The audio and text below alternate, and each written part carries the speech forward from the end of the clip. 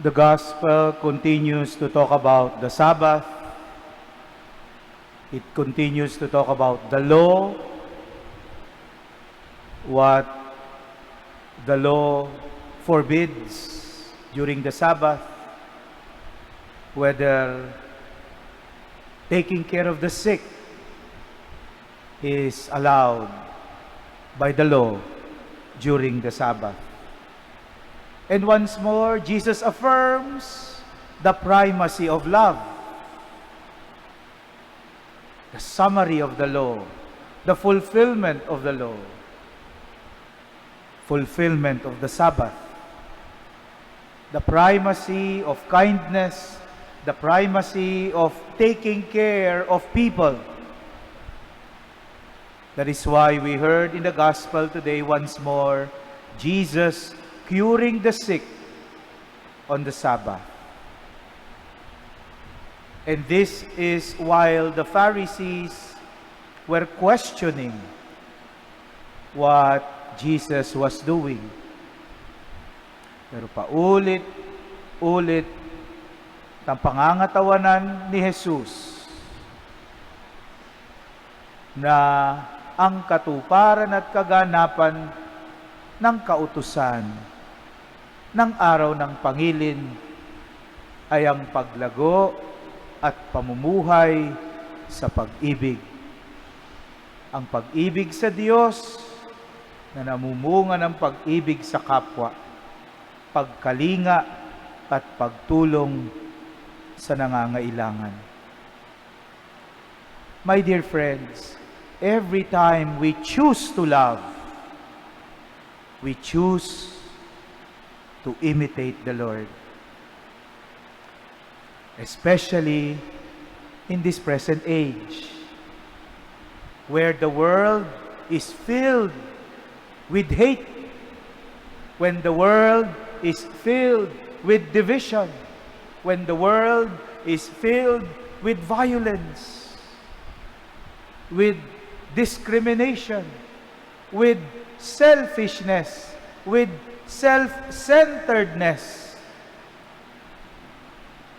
So it is important at present, today, that we understand the primacy of love, the primacy of doing good for the other,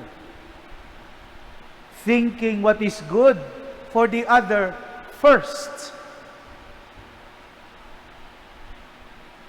Because every time we talk about love inside the church, every time we talk about love in the homily, or even every time we read about love in the Bible, we are not just hearing a certain kind of love or any kind of love, no.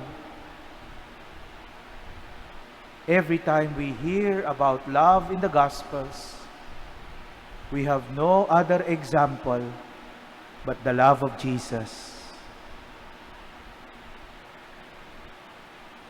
made visual for us in the Sacred Heart of the Lord. A heart that is wounded, reminding us of a love that is willing, even in the face of pain, even in the face of challenges and trials. Lagi natin itong naririnig, no? Nagmahal, nasaktan, umayaw na. Tama na. Masakit na eh. But look at the Sacred Heart of Jesus. Wounded, blooded, with a crown of thorns, yet does not stop loving. This is the kind of love that fulfills the law. This is the kind of love that fulfills the Sabbath.